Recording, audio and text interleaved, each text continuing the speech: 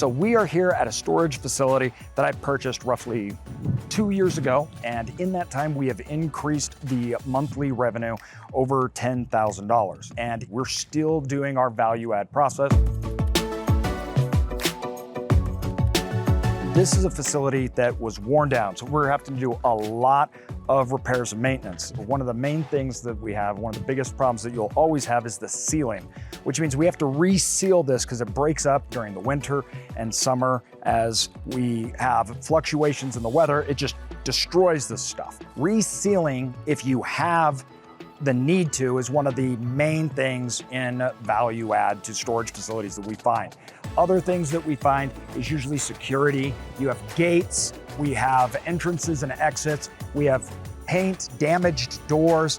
A lot of this cosmetic stuff, when you look at storage, is the actually main driver, because the value proposition isn't necessarily the box. That's not how it works. The value proposition that we look for in storage is security, it is quality, it is whether or not your stuff's gonna be protected, safe, whether you have access to it.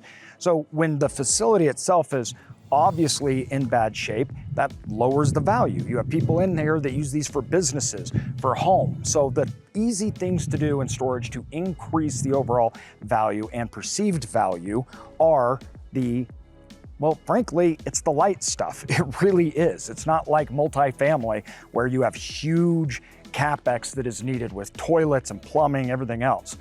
Paint, cement, resealing, good security goes a long, long ways. And this is a big problem because people forget their overall facility starts to look worse, access gets worse, but then they still want to charge the same rates of facilities that have kept up with it.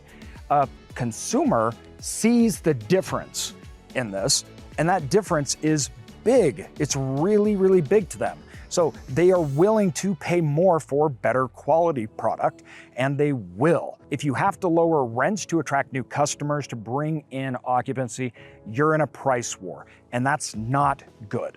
Right now, financing for real estate is really hard, even for self-storage. The markets are very challenging. Live Oak Bank is a specialist in financing for self-storage, including SBA loans. They are one of the leaders in financing all sorts of deals and deal size. We trust Live Oak Bank for their specialty in self-storage, their unique approach, and how they help their customers go through the process so there's no surprises. That in itself is a testament to their exceptional service and support. So whether you're looking to acquire, build, or expand a storage facility, Live Oak Bank has to be #1 on your list to call. Click the link below right now so you can experience the difference that a dedicated self-storage partner can really make.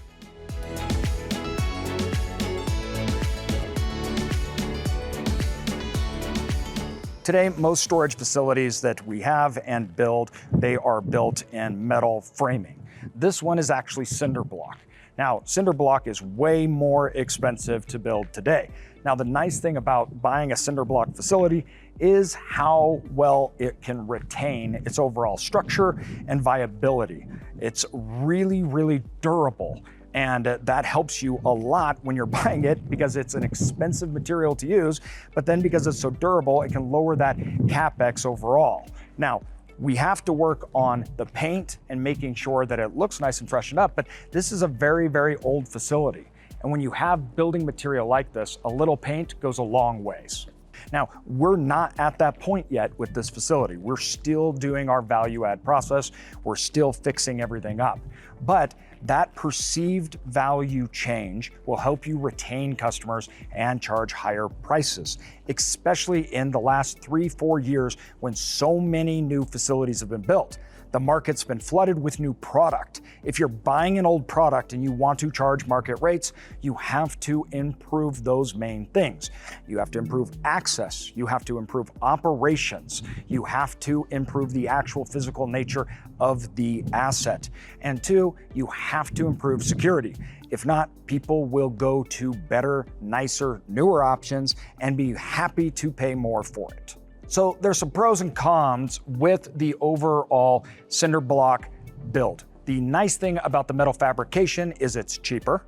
It is also able for us to move walls. We can make changes really, really easy. Now, that's the bad thing about the cinder blocks. So once you have the cinder blocks right, it is what it is. It's very expensive to make any changes. That's also the good thing about it though, because when you build it, it is what it is and it lasts. It's very, very durable. So at the same time, you want the fabrication, metal fabrication, it looks good, it's cheaper, right? But it does not last nearly as long. So today, it's too expensive for almost anyone to build these cinder blocks, but it didn't used to be, and these last a long time. So when you're buying a value-add facility, sometimes you can get these older facilities that were built in this manner, and that offers some great benefits, especially doing the value-add, because you got to come in and fix all the problems. Most of the problems, as you can see, are here. The resealing, it's just been beat to absolute crap, ripped up and torn apart, yet the buildings are perfect. They just haven't weared like the other ones have. At this storage facility, literally just 2 properties over, we have a CubeSmart. Now, REITs coming into the market can scare a lot of people. We bought this with the REIT there. There's some definite pros and cons to having REITs. One of the pros is they really do push up market rents. So they bring a good standard and they make rents overall in markets generally rise in the long term. Now, they also put in good products. So that means you have to improve your game. Your product has to look good. They put a lot of capital expenditures in it. They do a lot of marketing. They run a good shop. But if you do it too, you have the same benefits. So having a REIT or a good competitor next to you doesn't necessarily mean it's a bad thing, but you need to up your game. And if you do, then you'll get the benefit of them lifting up the market too. One of the best things about this facility was massive parking. So this facility had a lot of land with a lot of parking on it. Now the parking though had been very run down. So there was a lot of vehicles that are abandoned, that wasn't well kept. As you can see, there's potholes, there's all sorts of stuff going on, which makes it really hard to get vehicles in and out. It lowers the value. As we repave, reseal all of this, and improve all of this, that really adds value to the parking. It allows people to get in and out and trailers that perceive. But the parking does something else for us. Because it was a lower revenue per square foot, as we improve, we can get higher revenues. That's great. Obviously, that improves the facility, our net income, everything else. But it also provides us with land that we could not replace at the price we bought it for. The reason being is when that parking was run down and they were charging very low amounts for it, we're buying off NOI, not land prices. So the actual land that we were buying is cheaper off the NOI than it was if we bought it just as an empty lot. So what that allows for us is expansion room. We can trade up low revenue per square foot rentals like parking, and we can build outdoor, climate controlled, or different units on this land that we bought that was cheaper than having to go and replace it. That spread is really big for us because the indoor, climate controlled, drive up storage, that is all very high revenue per square foot. Let me share an example. When we bought this, the revenue per square foot on this parking was like 40 cents a month. Well, climate controlled in this area is like $250 a month. Now, yes, you have to incur the expenses to build it, but that is still a much, much higher revenue point.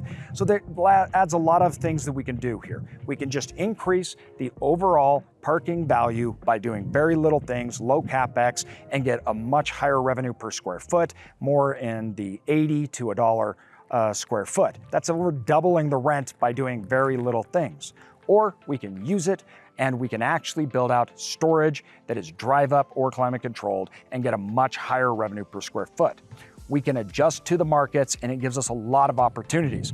We love parking. So at this facility, even though we are still in the middle of turning it around, doing our value add, there's 2 sides of value add that we have to remember. We have the physical component. That is like the potholes, the dents, the security. There's physical items that we need to do to improve the facility to increase its value. Now, the other side is operationals. We were able to take this facility over, increase its revenue by over $10,000 a month while dropping occupancy by 25%. Now, The reason we do this is we are getting rid of non-paying tenants, delinquent tenants, tenants whose rates were so low because they'd never been moved up. Revenue management. Now, that drop in occupancy, most people think that's a bad thing, but it's not. It's a really good thing because now we're at 73% occupied and we have way more units to sell at a much higher price, and we're already making more money. So now as occupancy goes up, as we add value to the physical part of the facility, the revenue will go up even more. And we can get to a point where on this facility alone, we'll double the net income. So far at this facility, we increased the overall revenue by $10,000 just by changing operational items. No physical change or CapEx went into it. The most important part about doing a value add is that you actually understand the achievable rents. So a lot of people buy something, they put a lot of money into it, and they think that that just means they can charge rents, but there's no market justification for it. And so they don't really know if those improvements will yield an ROI. You do this by analyzing comparables. That's why you look at all the competitors in the market and compare rates at quality. Whatever the quality is and the rates in that market gives you an idea of adjustment, what capital expenditures you can put in and what you can charge. That's how you build it out. So don't just buy it and say, we're gonna improve this and charge rates and it'll be okay. Make sure you can measure it and find achievable rents in the market that justify putting in that investment. If you wanna see more videos like this, guys, make sure you like, subscribe, and throw in a comment of what you want us to teach you about next.